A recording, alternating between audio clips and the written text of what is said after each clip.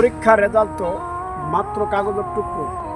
তুমি কিন্তু ভাই এবং বোন, পিতামাতার একমাত্র কলিজার টুকরা। বাংলাদেশে পরীক্ষা এসএসসি পরীক্ষার রেজাল্টের পর এ পর্যন্ত প্রায় 310 জনের মতো আত্মহত্যা করেছে। তুমি তোমার সুন্দর জীবনটা কেন নষ্ট করছো?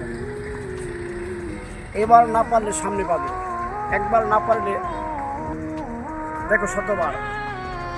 কবি বলেছেন, আমরা শুধু শুধু নিজেকে কষ্ট দেই, নিজেই দুনিয়া ছেড়ে চলে যাই, কিন্তু আমরা চিন্তা করি না আমাদের পিছনে আমাদের পিতামাতা কতটুকু শ্রম দিয়েছে, কতটুকু কষ্ট করেছে, এবং আমাদের চলে যাওয়ার পর এই পিতামাতা কি নিয়ে বাঁচবে। আমি তো ছিলাম একমাত্র, আমার পিতা ও মাতা বেঁচে থাকার একমাত্র সম্বল। তাহলে কেন সামান্য কাগজের টুকরার জন্য জীবনটাকে বিলিয়ে দিলাম? তাই আসুন, পরীক্ষার রেজাল্ট বড় কথা নয়, আমরা আবার চেষ্টা করি, আবার ভালো করবো। লেখাপড়া অবশ্যই ভালো করা দরকার, কিন্তু একটা কথা খেয়াল রাখবো, এই দুনিয়াতে সবচেয়ে বড় হলো মনুষ্যত্ব। সেই মনুষ্যত্ব যদি আপনার ঠিক না থাকে, তাহলে আপনি লেখাপড়া করে কী করবেন?